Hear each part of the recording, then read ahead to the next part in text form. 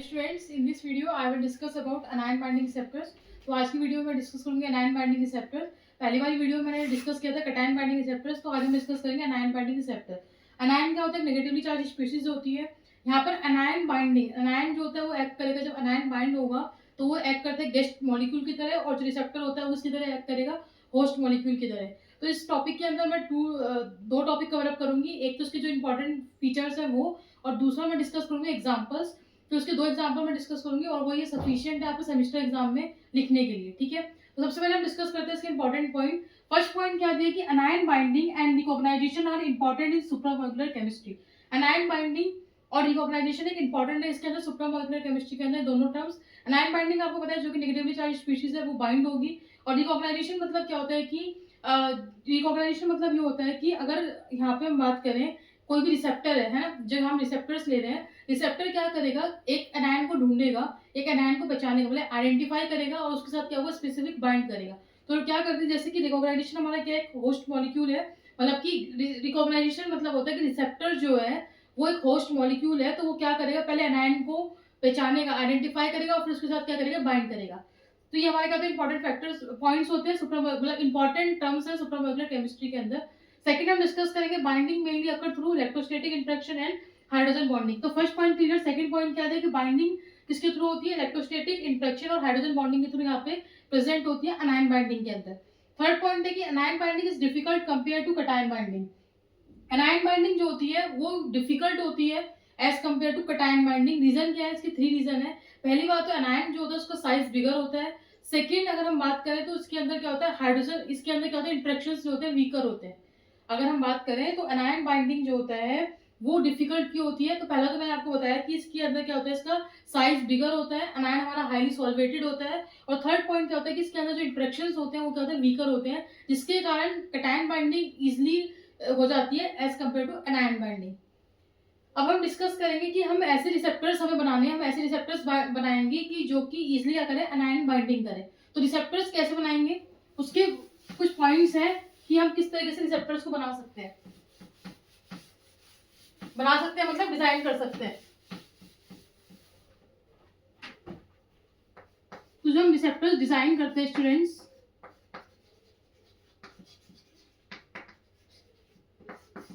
तो जो हम रिसेप्टर्स डिजाइन करते हैं वो कौन कौन से होते हैं, इसमें तीन पॉइंट आते हैं। तो हम रिसेप्टर कैसे डिजाइन कर सकते हैं जिससे हमारी अनायन बाइंडिंग इजीली हो जाए। पहला होता है कि पॉजिटिव चार्ज होता है, पॉजिटिवली चार्ज होना चाहिए रिसेप्टर, जो कि अट्रैक्ट कर सके इजीली किसी नेगेटिव उसे अनायन को, ठीक है ना, अनायन बाइंडिंग को इजीली अट्रैक्ट कर सकता है। सेकंड ये होता है कि इसके अंदर लार्ज कैविटी होनी चाहिए, जिससे कि अनायन जो आएगा वो इजीली क्या हो जाए, फिट हो जाए। और थर्ड इसके अंदर क्या होता है कि जो हाइड्रोजन बॉन्डिंग होनी चाहिए, इंट्रैक्शन होना चाहिए, वो हाइड्रोजन बॉन्डिंग होनी चाहिए, क्योंकि वो क्या करेगा, उसको स्टेबलाइज करेगा, मोर स्टेबलाइज करेगा जब इन दोनों की बॉन्डिंग होगी, किसकी, रिसेप्टर की और अनायन बाइंडिंग की। तो इस तरीके से रिसेप्टर हम क्या करते हैं, डिजाइन करते हैं। ये इसके थ्री पॉइंट्स थे। अब हम डिस्कस करेंगे एग्जाम्पल। तो मैं यहाँ पे दो एग्जाम्पल डिस्कस करूंगी वन बाय वन। तो पहले आप नोट डाउन करेंगे फर्स्ट एग्जाम्पल, फिर उसको डिस्कस करूंगी, फिर सेकंड एग्जाम्पल नोट डाउन करेंगे, फिर मैं उसको डिस्कस करूंगी। और बेटा ये बुक में बहुत टफ लैंग्वेज में आपको एग्जाम्पल्स दिए, मतलब बहुत कॉम्प्लिकेटेड लैंग्वेज में एग्जाम्पल एक्सप्लेन किए हुए हैं, तो इस वजह से जो मैं यहाँ पे दोनों एग्जाम्पल एक्सप्लेन कर रही हूँ बुक की ही है, इजी लैंग्वेज में मैंने आपको किए हुए, तो इस वजह से आप अपने नोट्स में इसको मतलब नोट डाउन कर लें इस टॉपिक के। ओके,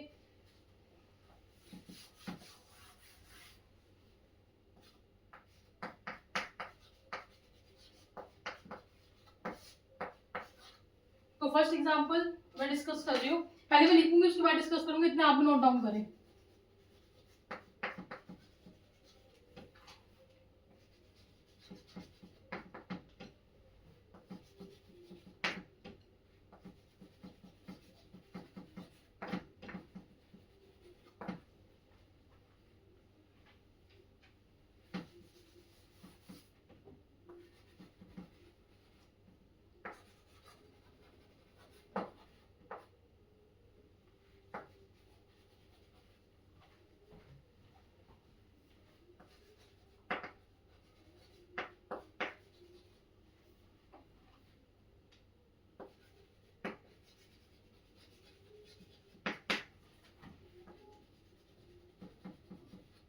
अगर आपको कोई भी राइटिंग नहीं समझ आएगी तो आप मेरे से पूछ सकते हैं, कोई भी वर्ड नहीं समझ आएगा तो भी पूछ लेना, बट इसको नोट डाउन कर लो स्टूडेंट्स। मैं फिर कह रही हूँ आपको पेपर में दिक्कत आएगी, क्योंकि बुक में बहुत टफ लैंग्वेज में अनायन बाइंडिंग के एग्जांपल डिस्कस किए हुए हैं, कैटायन बाइंडिंग के इजीली किए हुए हैं, वो आप समझ सकते हो खुद बुक से देख के।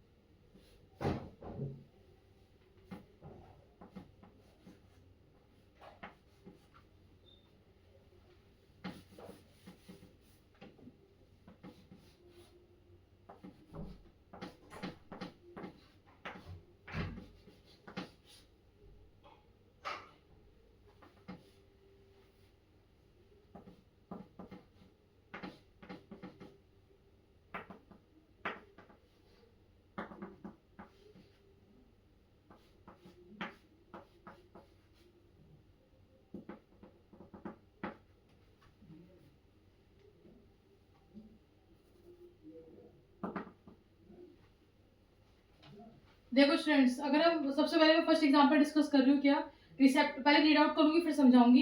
तो क्या दिया हुआ है कि receptors with the neutral urea group can bind the bidentate anions like carboxylate ion, phosphate ion through hydrogen bonding. इनका कहने का मतलब क्या है कि यहाँ पर जो रिसेप्टर्स हैं वो किसके साथ कनेक्टेड, न्यूट्रल क्या है यहाँ पे यूरिया ग्रुप। यूरिया का फॉर्मूला क्या होता है, NH2CO NH2CO NH2, ठीक है। कैन बाइंड कर सकते हैं किसके साथ, बाइडेंटेड एनायन। बाइडेंटेड एनायन क्या होते हैं, कार्बोक्सिलेट आयन या फॉस्फेट आयन। किसके थ्रू होगा, हाइड्रोजन बॉन्डिंग के थ्रू क्या करते हैं, बाइंड करते हैं। तो यहाँ पे मैंने जो एग्जांपल शो करा है वो कार्बोक्सिलेट आयन के साथ बाइंड करके शो करा है, आप फॉस्फेट के साथ भी दिखा सकते हैं। किसके थ्रू करा है, हाइड्रोजन बॉन्डिंग। तो ये यूरिया ग्रुप है, रिसेप्टर है, यहाँ पर ये बाइंड हो रहा है किसके साथ, बाइडेंटेड आयन के साथ। और यहाँ पर किसके थ्रू हो रहा है, हाइड्रोजन बॉन्डिंग। ये OH जो दिख रहा है ये हमारी क्या है, हाइड्रोजन बॉन्डिंग।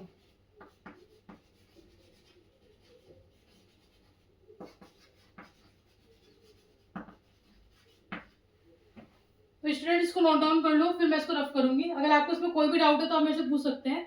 ये बार नोट डाउन कर लो, फिर मैं इसको रफ करती हूँ, नेक्स्ट एग्जांपल लिखूंगी और फिर वो एक्सप्लेन करूंगी आपको। सेम जिस तरीके से मैंने आपको एक्सप्लेन करा इस तरीके से आपको लिख के आना है, ठीक है। तो हम नेक्स्ट एग्जांपल डिस्कस करते हैं इसका ही, अनायन बाइंडिंग का।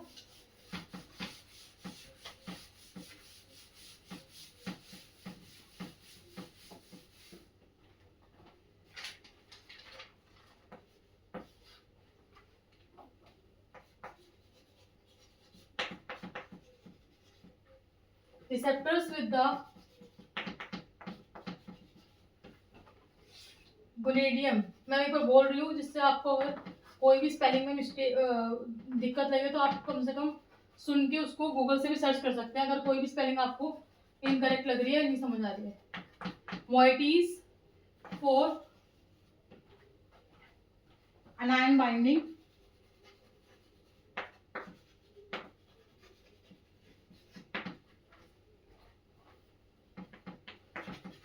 यहाँ पे इंटरेक्शन कौन से होते हैं, इलेक्ट्रोस्टैटिक एंड हाइड्रोजन बॉन्डिंग।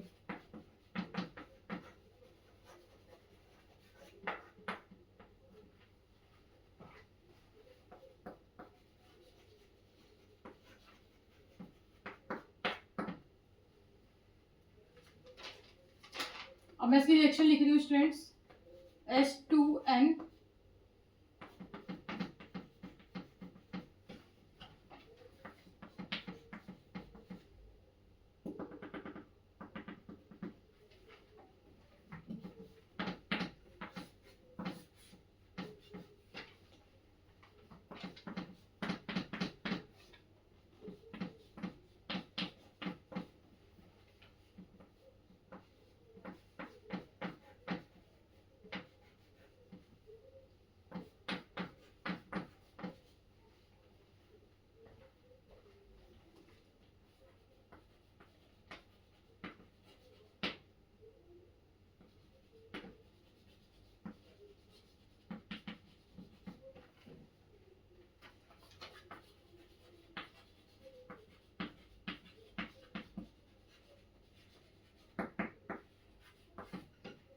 देखो स्टूडेंट, सेकंड एग्जांपल हमारा किसके बेस पे है, गुनेडियम स्पीशीज के बेसिस पे है।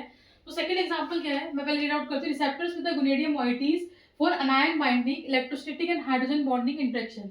इन्होंने बोला कि रिसेप्टर्स क्या है, गुनेडियम मॉइटीज यहाँ पे हम ले रहे हैं किसके लिए, अनायन बाइंडिंग करने के लिए, और यहाँ पे जो अनायन बाइंडिंग होगी उसके थ्रू होगी इलेक्ट्रोस्टैटिक और हाइड्रोजन बॉन्डिंग इंटरेक्शन के थ्रू। तो इन्होंने यहाँ पे क्या बोला कि ये हमारा क्या है, गुनेडियम कटायन है, ये हमारा क्या है, कटायन स्पीशीज है, जो कि ये जो शो कर रहा है, ये हमारा क्या चार्ज यहाँ पे क्या हो रहा है, डिस्ट्रीब्यूट हो रहा है, मतलब ये रेजोनेंस को शो कर रहा है, क्या है, रेजोनेंस स्टेबलाइज है, और यहाँ पर हमारा रेजोनेंस बनने के बाद ये प्रोडक्ट फॉर्म होता है, ठीक है ना। जब हम चार्ज को डिलोकलाइजेशन करते हैं, पॉजिटिव चार्ज, कटायन चार्ज को जब डिलोकलाइज करेंगे तो हमारा वो प्रोडक्ट फॉर्म होगा एच पॉजिटिव, और जो दूसरा प्रोडक्ट हमारा बना हुआ है, तो जो हमारा ये दूसरा प्रोडक्ट बना हुआ होता है स्टूडेंट्स, ये वाला, इसके पीछे की कहानी क्या है मैं आपको बताती हूँ कि गुनेडियम क्या होता है, गुनेडियम के पास एनायन बाइंडिंग साइट क्या होती है, प्रेजेंट होती है, कब होगी, गुनेडियम मॉइटीज के पास एनायन बाइंडिंग साइट क्या होती है, अवेलेबल होती है हायर पीएच पे। जब इसकी हायर पीएच होगी तो इसके पास क्या होगा, अनायन बाइंडिंग, अनायन को बाइंड करने की क्या होगी, साइट प्रेजेंट होगी, जब पीएच हमारी क्या होगी, हायर होगी। सेकंड इन्होंने बोला कि जब हम चार्ज को डिलोकलाइज करते हैं, जब यहाँ पे आप चार्ज डिलोकलाइजेशन करोगे, तो चार्ज डिलोकलाइजेशन करने पे क्या होता है कि जो स्ट्रेंथ होती है क्या, इलेक्ट्रोस्टैटिक की जो स्ट्रेंथ होती है, जब वो एनायन के साथ बाइंड करता है तो क्या होता है, रिड्यूस हो जाती है, क्या होती है, रिड्यूस हो जाती है, जिसके कारण क्या होगा कि इसकी क्या होती है, रिड्यूस हो जाती है, मतलब इलेक्ट्रोस्टैटिक इंटरेक्शन जब करेगा तो जो उसकी स्ट्रेंथ है वो क्या होती है, रिड्यूस हो जाती है। बट जब चार्ज डिलोकलाइजेशन होता है, पॉजिटिव चार्ज, तो ये क्या करता है कि जब चार्ज डिलोकलाइजेशन होगा तो ये क्या करता है, एक इंटरेक्शन जो होता है, एक सुटेबल क्या होगा, इंटरेक्शन शो करता है किसके बीच में, देखो जब ये चार्ज डिलोकलाइज हो गया, यहाँ पर हमने समझ आया कि इलेक्ट्रोस्टैटिक इंटरेक्शन की जो है, जब वो बाइंड होता है एनायन के साथ तो उसकी जो स्ट्रेंथ है वो रिड्यूस हो रही है, वो भी मान लिया हमने। बट यहाँ पर जो ये प्रोडक्ट बनता है ये वाला, ये क्या होता है कि ये डिलोकलाइजेशन होने के बाद ये इजिली क्या कर सकता है, ये सुटेबल होता है, इजिली इंटरेक्ट कर सकता है किसके साथ, बाइडेंटेड आयन के साथ, जो कि भी मैंने समझाया था, कार्बोक्सिलेट आयन जो है और जो फॉस्फेट आयन है उसके साथ क्या कर सकता है, इजिली क्या करेगा, बाइंड करेगा, इंटरेक्ट करेगा, क्योंकि ये क्या होता है, रेजोनेंस स्टेबलाइज होता है, क्या होता है, रेजोनेंस स्टेबलाइज होता है, इसलिए क्या करेगा, बाइंड करेगा किसके साथ, बाइडेंटेड लिगेंड। जैसे बाइडेंटेड लिगेंड क्या हो गया, कार्बोक्सिलेट आयन हो गया और फॉस्फेट आयन हो गया, ये हमारे क्या हो गए, बाइडेंटेड लिगेंड हो गए, तो इसके साथ क्या होगा, ये कंबाइन कर लेगा इजीली, क्योंकि मैंने बताया कि डिलोकलाइजेशन होने के बाद क्या होता है कि ये सुटेबल इंटरेक्शन होता है इन दोनों के बीच में, ठीक है ना। तो ये हमारा क्या था, ओवरऑल पूरा गुनेडियम का एग्जांपल था, ये बुक में बहुत टफ लैंग्वेज में दिया हुआ है, यहाँ मैंने आपको इजी तरीके से समझा दिया। अगर आपको नहीं भी समझ आता तो आप इसको इस तरीके से याद करके लिख लेना, बस कॉपी में वहाँ पे लिखाना सेमेस्टर एग्जाम में, ओके। तो अगर आपको कोई भी क्वेरी है, कोई भी डाउट है इस टॉपिक के रिलेटेड, तो आप मेरे से मतलब कमेंट बॉक्स में पूछ सकते हैं, और नेक्स्ट वीडियो में मैं डिस्कस करूंगी आपसे, इसी का एक टॉपिक है फैक्टर्स अफेक्टिंग, ठीक है। और उसके बाद एक टॉपिक और बचेगा सुपरामोलेकुलर केमिस्ट्री में, वो नेक्स्ट क्लास में डिस्कस करेंगे, फिर सुपरामोलेकुलर केमिस्ट्री यूनिट खत्म, फिर हम नेक्स्ट यूनिट स्टार्ट करेंगे। Thank you so much, bye bye, take care.